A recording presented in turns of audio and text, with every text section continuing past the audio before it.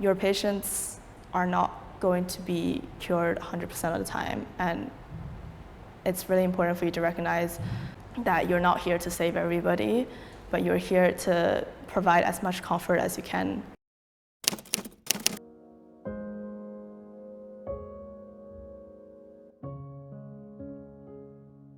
To be honest, I think relief, because I think I'm the first one in my family to really start processing grief and what is there to come. It took me less time to realize that she will be leaving me compared to my family. I personally was just glad that she's in a better place.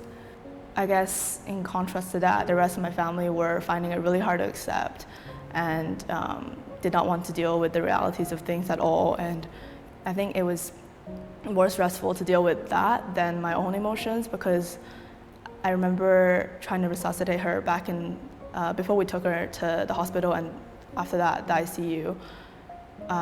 Everybody else wanted to keep her alive, but I knew that there was no hope, so that was the point where I honestly just wanted everybody to let her go. Cancer is bad because it's so drawn out, but cancer is good because it is drawn out. Because his cancer was so drawn out and you could slowly see the deterioration, he was able to tie up all his loose ends. I remember having this conversation with my father, I think the last few weeks of his death. He asked me, Ethan, do you think there's anything that Kong wants to do or needs to do, any unfinished business, anything that he wants to do? And we just, like, our whole family just sat around the dinner table, and we're like, can't think of anything. We really can't think of anything. Yeah, he finished his life, and I'm Christian, so when he died, we were happy because, he said he has gone back to God, right? He's gone home with God. And there was one verse that he talked about a lot, and that was, he has fought a good fight. He has finished the race. And yeah, he finished it. So when he died, it sucks because I think the permanence of death never hit me until the moment that he was really gone. The understanding that you never have a conversation with him, never have a meal with him, never see him laugh or smile, that really hit when he was gone. So no matter how much you can prepare yourself for death, you still lose someone that you love. And I think that sort of like sense of missing them is really great in my family. Most notably was my grandmother, who's still with us, and she was extremely close to him. You'll never see one without the other, no matter where they are. At her dialysis, he'll be there. As chemo, she'll be there. And it was heart-wrenching to see her sad and see my father sad. But I would say that we were happy because he lived a really good life. Yeah.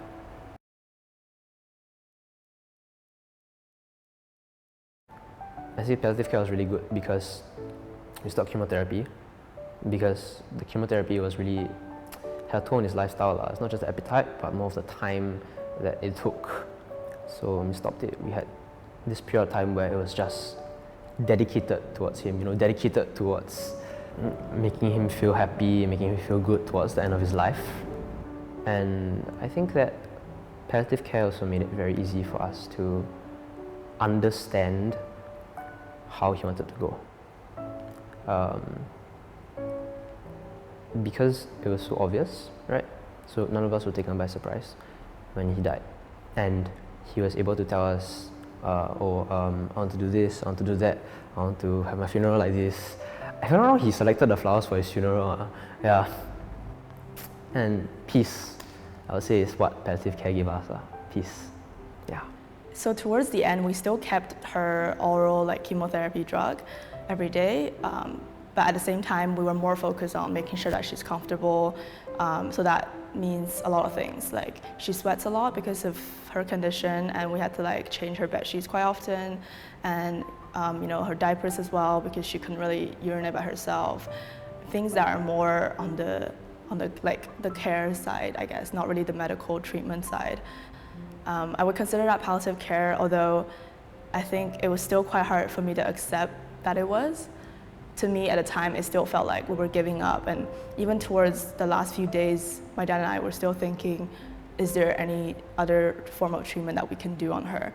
So I'm not sure if that's really palliative care to the fullest extent, but I wish I understood more about it then, yeah.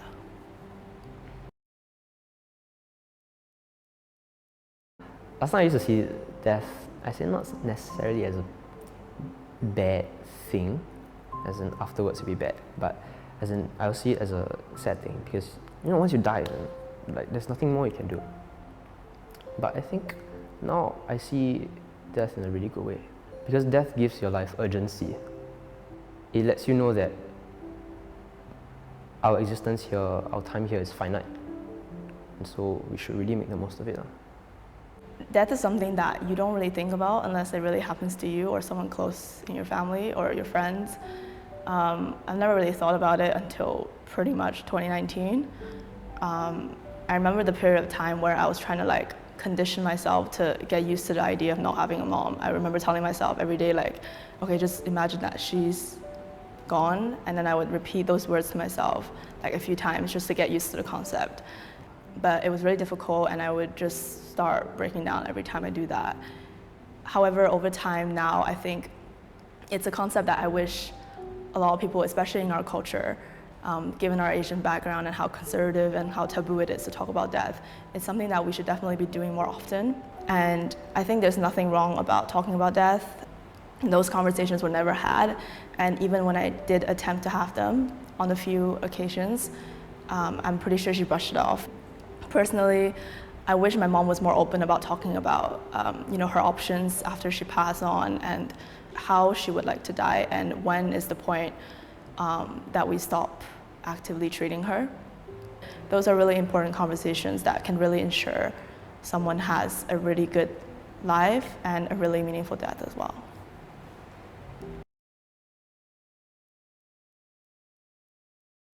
I think now that I'm a medical student, it's even more relevant to be talking about death and to be more aware and be more specialty I and any of us are going to end up going into.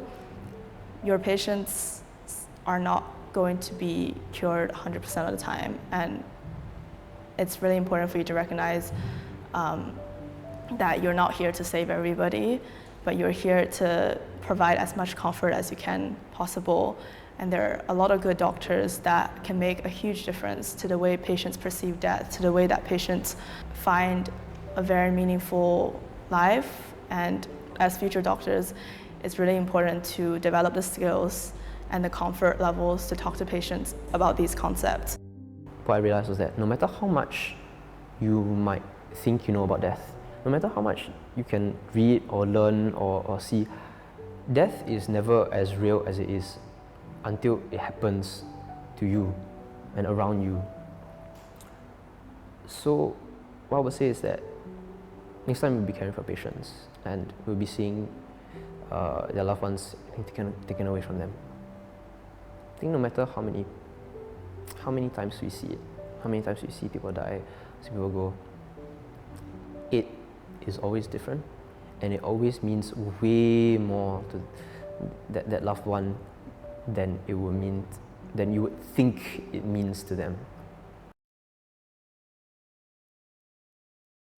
Okay, I think I would say to cherish the time you have with your loved ones, and you might sometimes get annoyed at them, your parents, for nagging at you or something like that, but every day you have with them is one last day, one day less. You're always going to regret the times that you weren't so nice to them, or how you didn't spend enough time with them, or you didn't cherish them enough, or you didn't say I love you enough. There will always be regrets when someone passes on. So I think the best you can do is to make sure that you're doing everything you can to show the love to the people around you as much as possible. Yeah, I think it's very cliche, but spend more time with your loved ones. You never know when they're going to go. I think I was very fortunate because my grandfather died of cancer, not anything acute, but you really don't know when they are going to go. So spend more time with them.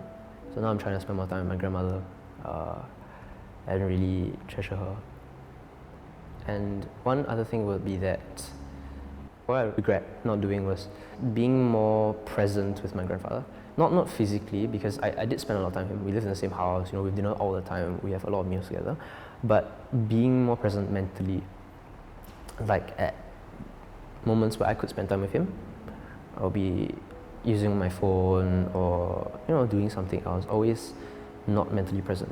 But I would say, yeah, having more attention there, putting in more effort in a sense when I interact with him, to get to really have greater conversations and greater quality of interaction.